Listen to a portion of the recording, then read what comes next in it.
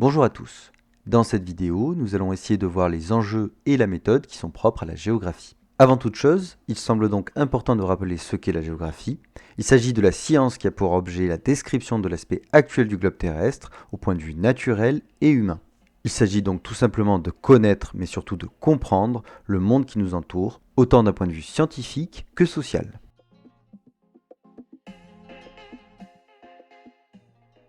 Pour commencer, je vous propose de réfléchir à la cartographie, c'est-à-dire à l'étude et à la réalisation des cartes. Rappelez-vous, lorsque nous avons travaillé sur la périodisation, nous avions vu que le découpage du temps était un point de vue, que ce découpage du temps était souvent impliqué à une conception occidentale qui s'est peu à peu imposée au reste du monde. Eh bien, il faut comprendre qu'il en est de même pour la géographie. En effet, les cartes ne sont pas exactes, il s'agit d'une projection d'une représentation du monde. Elles sont révélatrices d'un point de vue. Cela s'explique en premier lieu par l'impossibilité de représenter avec exactitude les territoires de notre Terre sur un planisphère. En effet, toutes les cartes sont fausses, car on ne peut pas représenter la surface d'une sphère, qui est donc en 3 dimensions, sur un plan, qui est donc en 2 dimensions. Toutes les cartes sont donc des représentations déformées de la réalité. La projection qui est la plus utilisée, qui est la plus acceptée aujourd'hui, est celle de Mercator. La projection de Mercator, qui date de 1569, est une projection qui respecte les formes des continents. Mais afin de respecter ces formes, une déformation des distances est provoquée. Concrètement, plus on s'éloigne de l'équateur, plus il y a une déformation. Cela va grandir ce qui se trouve au nord de l'équateur et réduire ce qui s'y trouve au sud. Ainsi, sur cette carte, le Groenland et l'Afrique semblent avoir la même taille, alors que dans les faits, l'Afrique est 14 fois plus grande que le Groenland. Cet exemple n'est pas anodin. La projection de Mercator a été développée au XVIe siècle dans un contexte où l'européanocentrisme est extrêmement développé. Il s'agit d'un contexte de colonisation dans lequel les Européens se considèrent comme mieux que les autres. Plus récemment, d'autres projections ont été développées afin de mieux rendre compte de l'étendue des continents. On a par exemple la projection Peters. Si on se rend bien compte de la différence de taille entre le Groenland et l'Afrique sur cette carte, on constate aussi une déformation des continents qui ne rend donc toujours pas compte de la réalité. Encore plus récemment, en 2018, la projection Equal Earth réactualise la projection de Peters en utilisant des logiciels qui permettent à la fois de mieux rendre compte des vraies tailles des continents, tout en évitant de trop les déformer. Dans le même registre, il existe de nombreux planisphères où l'Europe n'est pas au centre, ce qui réduit son importance géographique dans la représentation du monde. En effet, que ce soit dans ce planisphère ou dans les planisphères plus proches de la réalité que nous avons vu précédemment, l'Europe apparaît comme plus petite, tout simplement. Et il est important de réaliser que la géographie est une question de point de vue, de projection. La conception de la géographie est le fruit d'une influence historique et culturelle. Par exemple, de la même manière que pour certaines civilisations, il n'y a pas de culture historique mais une tradition orale, eh bien dans certaines civilisations, il n'y a pas de connaissance cartographique de l'espace, mais une connaissance par le vécu et aussi par la tradition orale. Quoi qu'il en soit, la cartographie est le meilleur outil dont nous disposons pour nous représenter le monde, et c'est un outil fort utile que nous utiliserons tout au long de cette année en géographie.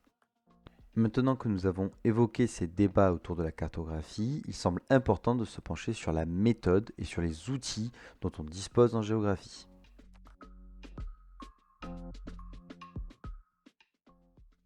En géographie, pour représenter les territoires, on dispose de plusieurs outils. La carte, le croquis et le schéma. 3 outils qu'il faut savoir distinguer. Commençons d'abord par la carte. La carte est l'outil le plus précis. La carte est une représentation d'un espace géographique et elle permet aussi d'observer des phénomènes. Les phénomènes étudiés sont représentés à partir d'une base de données, données qui viennent souvent d'études géographiques ou sociales.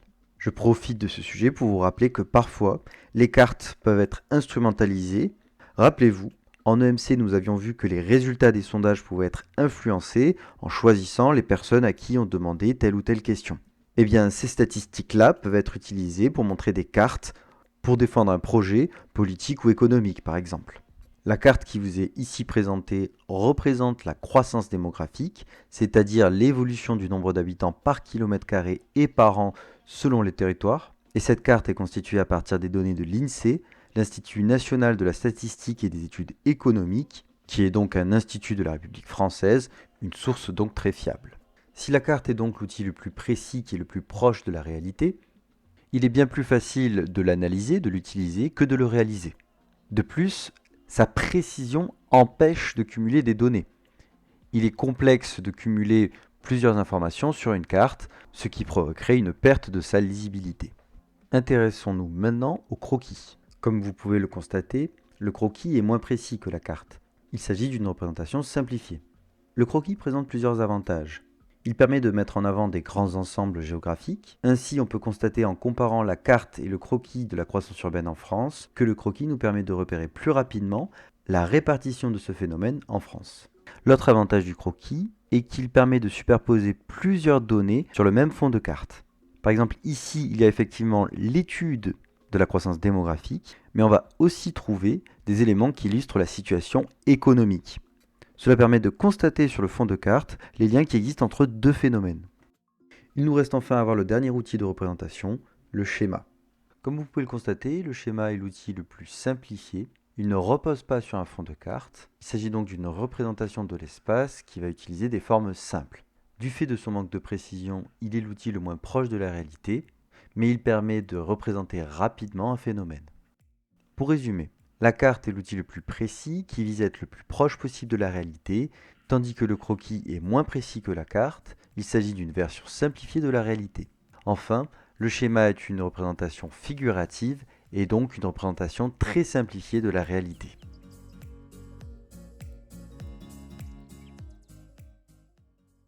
Maintenant que nous avons vu les différents outils que nous disposons en géographie, il est important de comprendre que pour tous ces outils, il y a une méthodologie à suivre. En effet, que ce soit une carte, un croquis ou un schéma, tous doivent présenter plusieurs éléments. En premier lieu, un titre. Un titre qui, comme pour tout document, doit résumer le contenu de ce document. Un autre élément qui doit apparaître est l'orientation.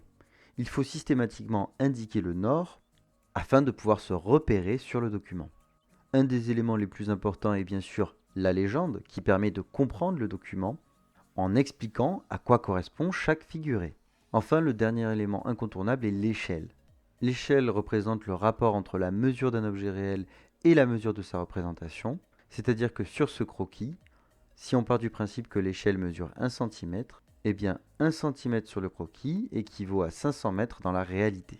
L'échelle permet donc de se figurer les distances, l'étendue de l'espace étudié.